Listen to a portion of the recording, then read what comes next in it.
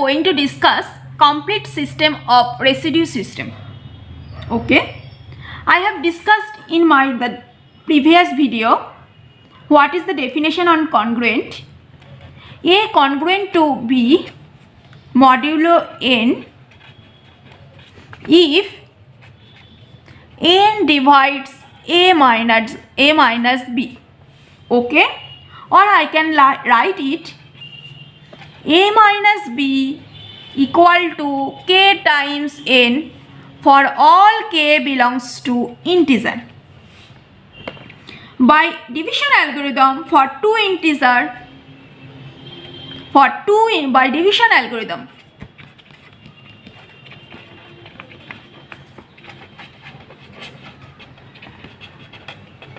for two integer a and n, there exists quotient q and remainder r such that a equal to n times q plus r, where r lies between 0 less than equal to r strictly less than n. Here r is the remainder. From this equation we can write a minus r equal to n times q.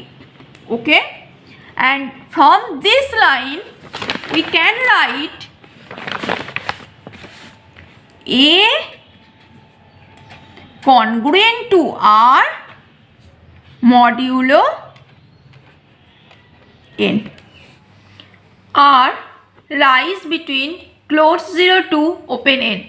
Therefore, the possible value of r equal to 0, 1, 2, n minus 2. Okay. Well, now I will discuss the congruence class of A modulo n. Let's see the definition. Let A and B any integer with n greater than 0. Then the congruence class of A modulo n, which is denoted as class of A, is set of all those integers that are congruent to modulo n. Okay, this is the by system denoted as congruent class of A. Congruent class of A equal to set of all B belongs to integer such that B congruent to A modulo n.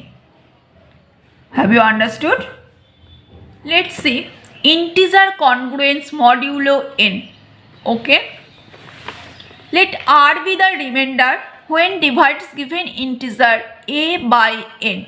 That means a equal to n times k plus r, where r lies between close 0 open n.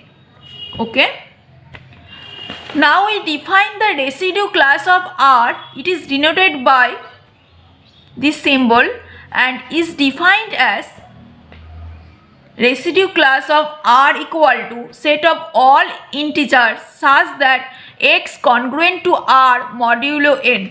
Similarly, set of all integers such that x equal to n times k plus r. Similarly, we can tell set of all integers such that r is remainder when we divide integer x by n. Okay, since n minus 1 possibilities of r, then we get n minus 1 residue class as class of 0, class of 1, class of n minus 1 modulo n. Okay, and we denote the set of all residue class modulo n by Zn. Look like, right? Okay, now we have to prove the relation of congruence modulo n is an equivalent relation on Z. Okay, this is the proof. That means we need to prove The relation is reflexive, symmetric and transitive. Okay, let's see the proof. Let n be any positive integer. For all ABC belongs to integer, we have to prove at first reflexive. What is reflexive? If the relation is reflexive, then A congruent to A modulo n. That means, that imply n divide A minus A. Okay?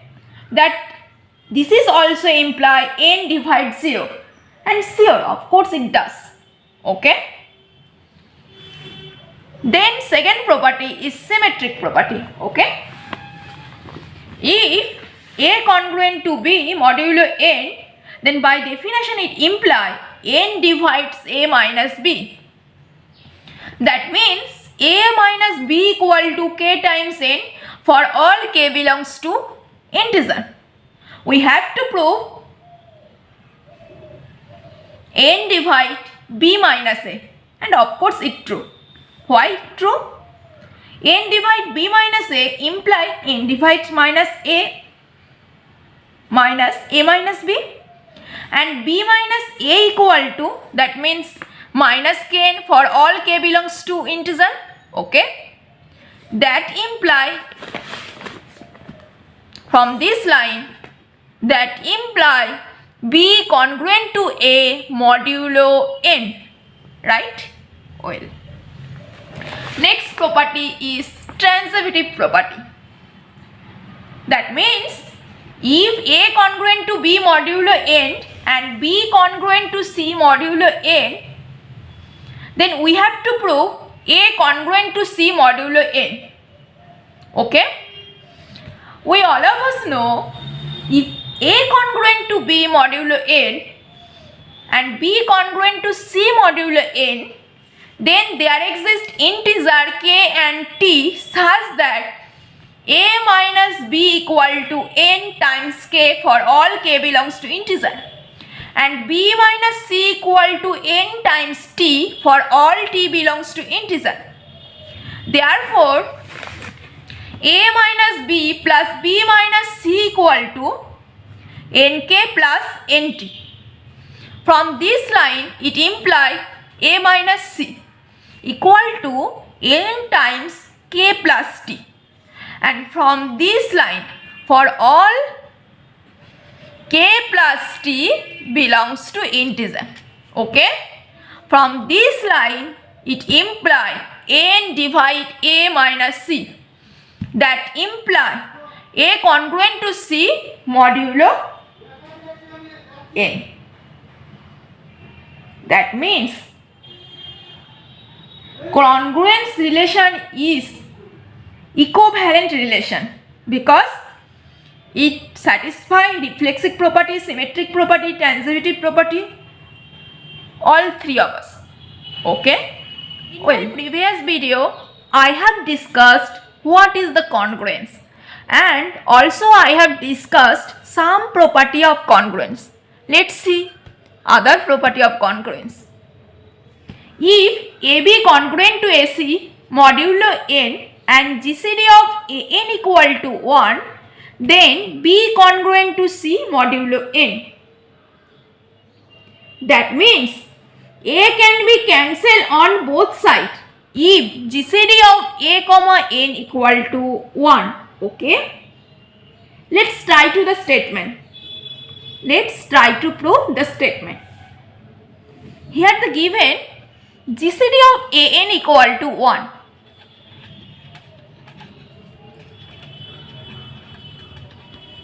Then we can write this equation with linear combination, that imply A alpha plus n beta equal to 1 for all alpha beta belongs to integer, right?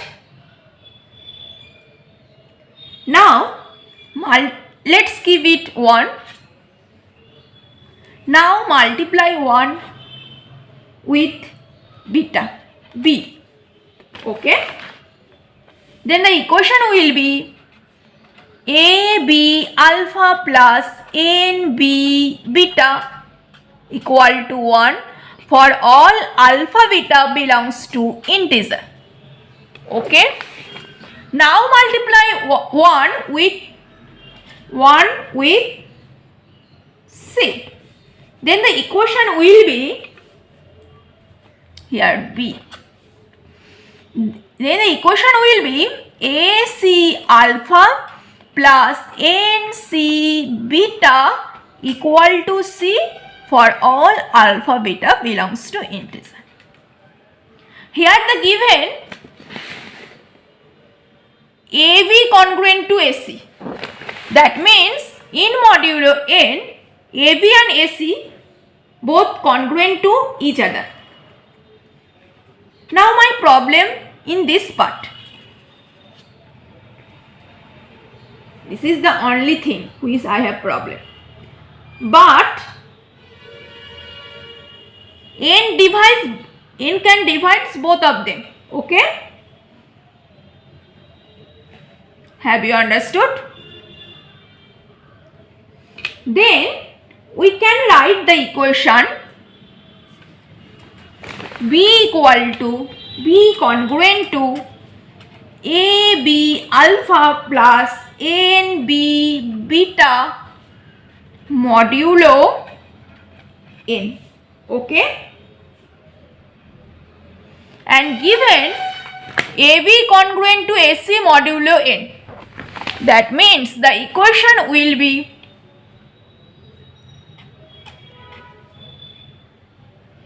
AB alpha modulo n, because NB alpha will be 0 with modulo n, and this can be written as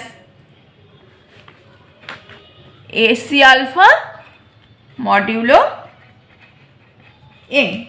Okay, this can be written as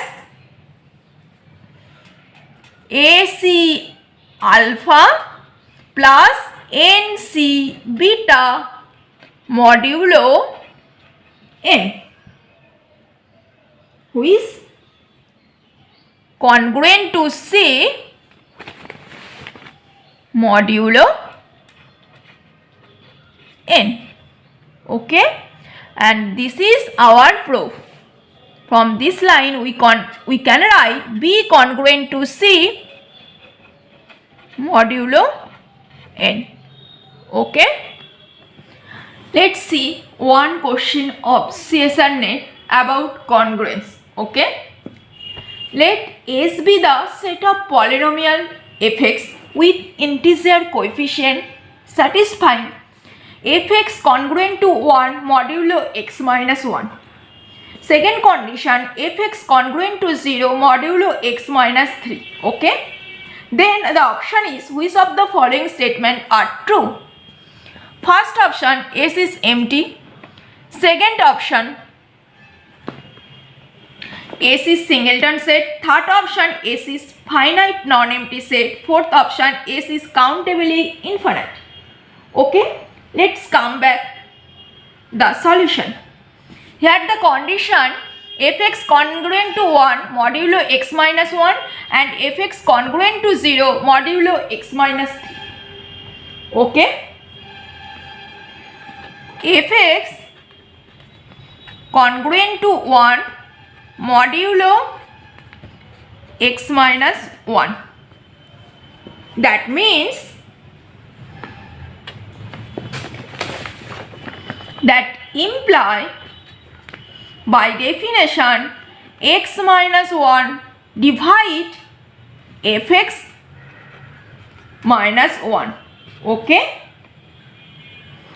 By the definition of congruent, there exists Ax a polynomial with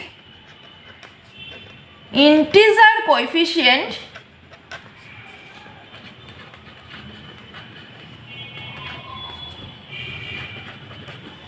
such that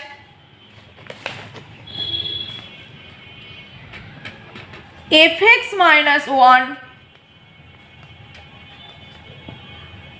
equal to x minus 1 times hx. Okay, that imply fx equal to 1 plus x minus 1 times hx. Okay, similarly the given condition fx congruent to 0 modulo x minus 3. Okay, similarly fx congruent to 0 modulo x minus 3. Okay, that imply x minus 3 divide fx. By the definition, that imply there exists gx with the condition fx equal to x minus 3 times gx. Okay, now compare the equation 1 and equation 2. The left side of equation 1 and equation 2 both are equal. Then the equation 1 and 2 will be 1 plus x minus 1 times hx equal to x minus 3 times gx. Okay, put the arbitrary value x equal to 1. That imply 1 equal to 1 minus 3 gx. That means g1. That imply g1 equal to minus 1 over half. And this is the contradiction, because in the question given fx,